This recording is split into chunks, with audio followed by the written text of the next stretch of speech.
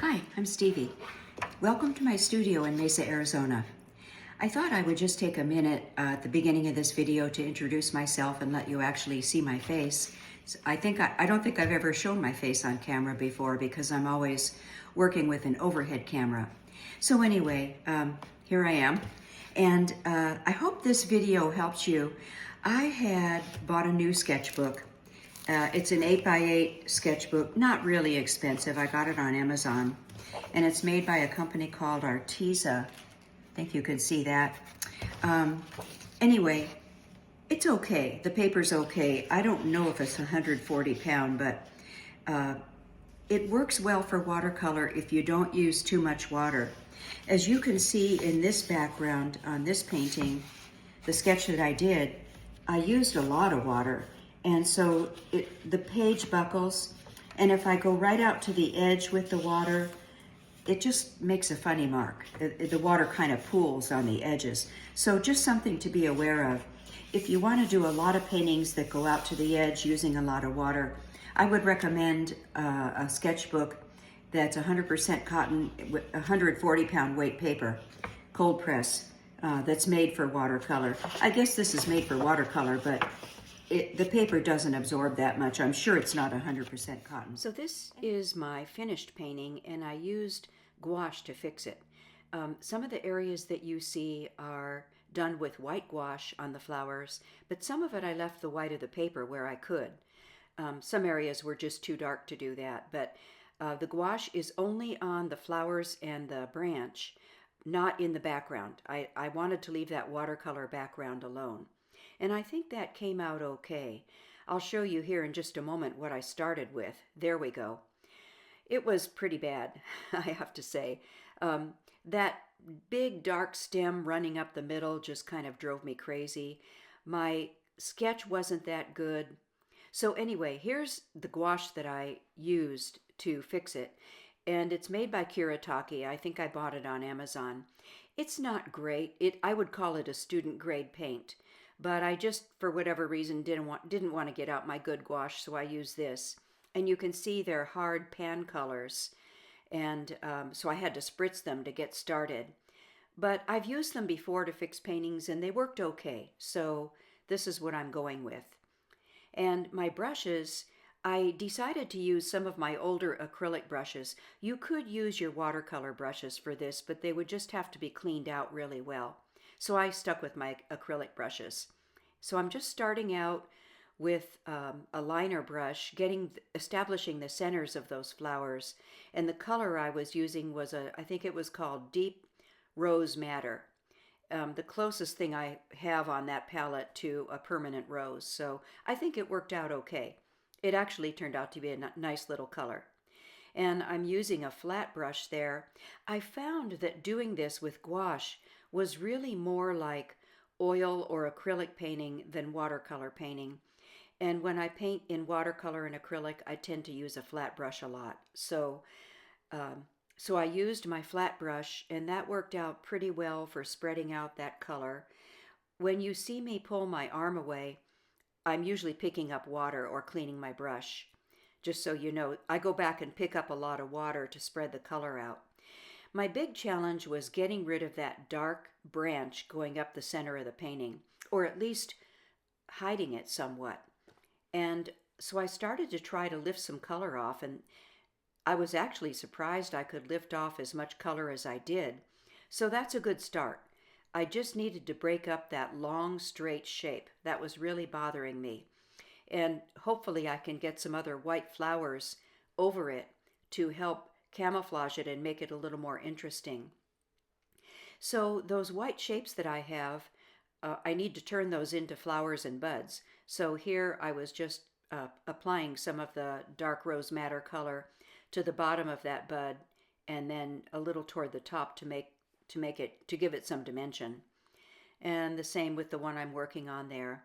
And by the way, if you want to see my strokes, the brush strokes that I make closer up or slowly, you can just slow down your video on YouTube if you go to the settings up at the top right-hand corner, I think, and change the speed, because I have this sped up double time just because of the length of the video, but you can slow it down so that you can more closely see what I'm doing. So I'm just going around giving color to those little buds. The buds are more pink than the flowers, and so I was trying to represent that here with a little more of the rose madder paint. There's a bigger bud. I'm putting a little more detail in that one because it's a larger bud, more, I guess, more ready to open. And in my background colors that I did in watercolor, I had dropped in some permanent rose in with the blue colors, so it sort of makes it look like there's some background flowers or buds as well, and I kind of like that. That's why I didn't want to touch that background. I'm happy with the background. Just on getting all those little buds in.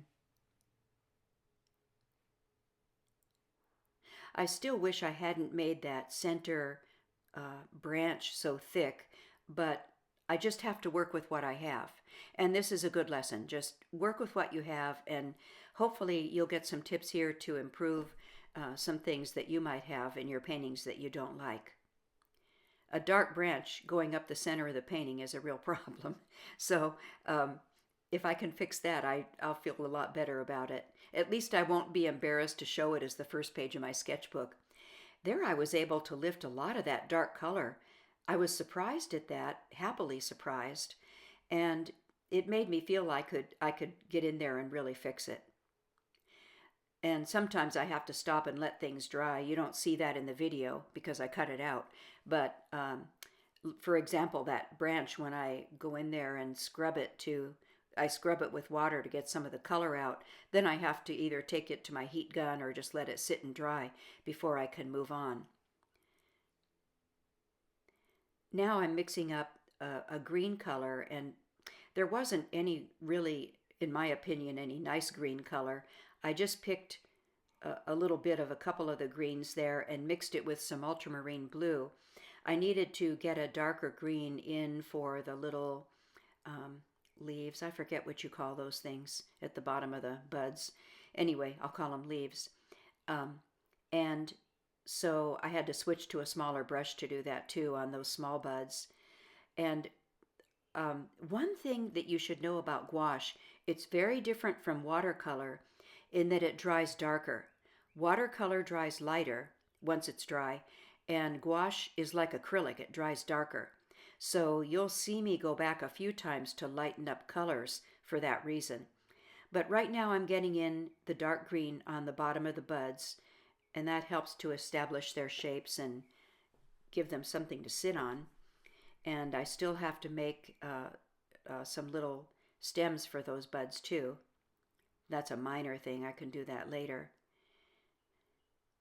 And then I'll go back later on with a lighter green color and give a little more life to the greens on those buds. Now I'm just fiddling around, giving some depth to that bud that's at the top, the larger bud.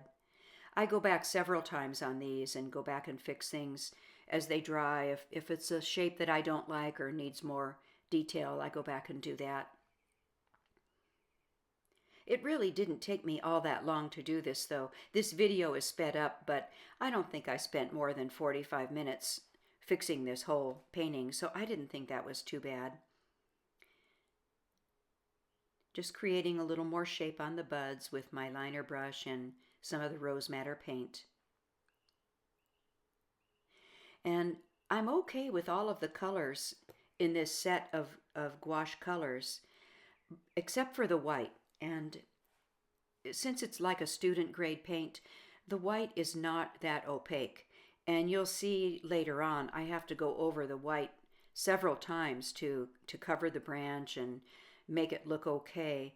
And what I really should have done was pulled out my Winsor & Newton permanent white gouache, because that's a much more opaque gouache. And actually I did that off camera later on, and I'll show you the final result at the very end of the video.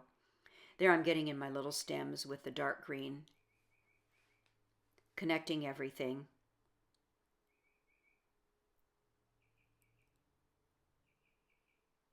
And when I first started putting in the pink in the centers of these flowers, I began to feel better already.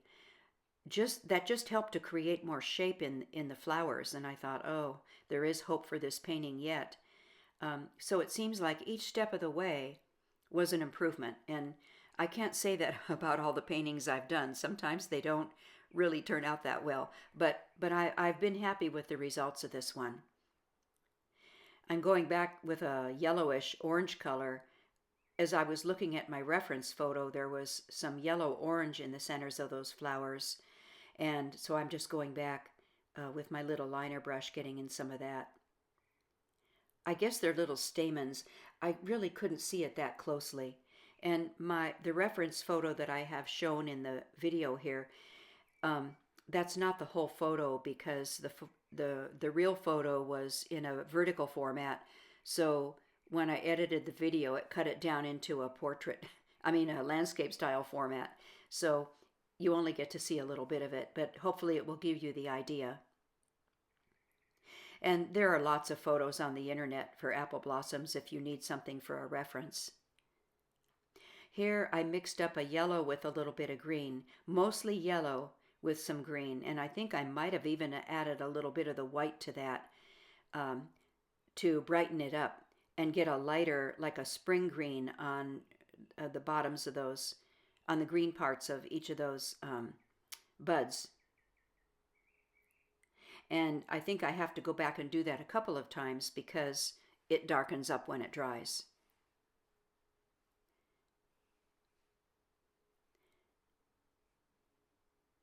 Already, I feel better about it when I look at it now, since I lightened up that the stem in the middle, the branch. Just the fact that it's not so prominent anymore makes me feel a lot better about the painting. So now I'm taking some of that white gouache and shaping another bud or apple blossom toward the bottom of the painting. There was one there, but I think it was only partially done, or I can't remember. But anyway, that's where I'm having to use the white gouache to make the whole apple blossom. The ones toward the top, like that one, the one at the top, that's just the white of the paper. And I wanted to leave as much of that as I could. And I was pleased at the end. I thought that the two would look very different, that the white of the paper would look very different from the one I did with gouache. But I was really pleasantly surprised that it all came together very nicely. And you'll see my final photo at the end of this video. And here I wanted to cover up some of that branch. So I wanted to redo that apple blossom down at the bottom. And see how I'm bringing those petals right over the branch to break that up. And that helps to break up a straight line going straight up the painting. It's always good to break up straight lines. They're just very distracting. They take too much attention. And so I was happy with that, how that came out too. But you can see when you look at that, as it dries, that gouache is still pretty thin, that white gouache. And I have to go back a few times and add more gouache to get it to look more opaque. And each time I do that, I have to stop and let it dry in between. There I was just, that was a really dark area. I didn't really want to touch the watercolor there, but it was such a dark green. I wanted to break that up, so I used my brush with just some water to create a stem through that dark color, and that helps to break it up. And I'll put some other color on that later on. Now I can move on to that branch. I still have to fix it. So there was like a burnt sienna color on this gouache palette, and I took that and mixed it with a little bit of ultramarine blue, which makes a nice dark brown or almost a black if you mix it that way. But it's a nicer color than I had there before. And even though it's dark again, now it's broken up by the flowers or the apple blossoms going around it, which is much less distracting, and it looks pretty nice. And then once that dries, I will go back and put some highlights on that branch, which will further break up that color.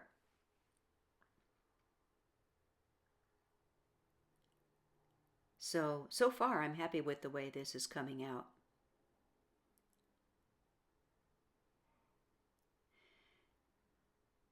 I'm just fiddling around there, getting more color in.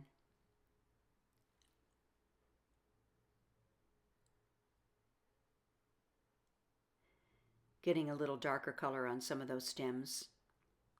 They were really, really green, so I was kind of toning down that green.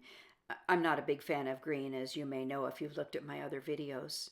Green to me, can just overtake a painting very quickly. Still working on those petals. I give a little time to let it dry, and then I go back and add more gouache. But when you look at that, look at the petal that I just painted, or the blossom I just painted at the bottom, as opposed to the one at the top. And even though the one at the top is the natural white of the paper, they don't look all that different. And I was really happy about that there wasn't a real huge difference. I think what I'm doing here is mixing up a lighter brown color. I mixed white with the burnt sienna to get a highlight color, to put the highlight on one side of that branch. And that's what I'm doing there. I'm using the chisel side of my brush there to put that on. And see how nice that looks? That just gives it more interest, and again, it helps to lighten up that branch color. And that will dry darker, so I'll probably have to go back and do it again. But it looks a lot more interesting than it did in the beginning. And I still have to work on that apple blossom at the bottom. I was just giving it time to dry before I go in and put the center in. I think that's what I'm going to do now. Have to get in the center, and then there's some long stamens. Maybe I do those later, can't remember. I'm using some of that red color, that rose madder color, to just pull it out and give some shape to the petals of the apple blossom.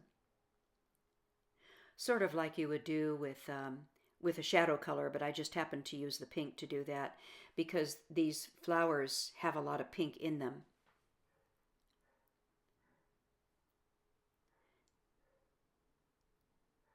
Just going around, fixing, adding more color as I think I need to. Gives them a little more depth and shape too. As I add more of the pink color, you can see the shape of that petal, of that apple blossom you can see it take shape.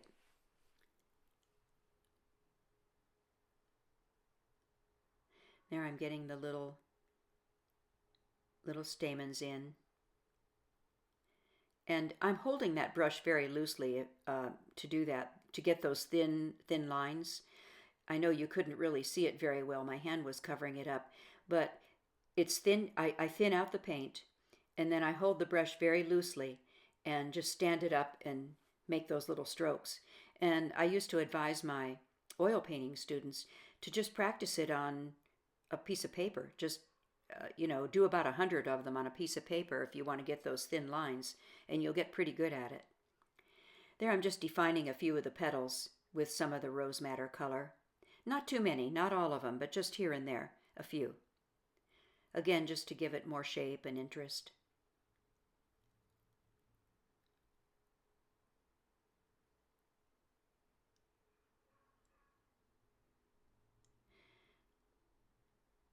Still have to add more white gouache.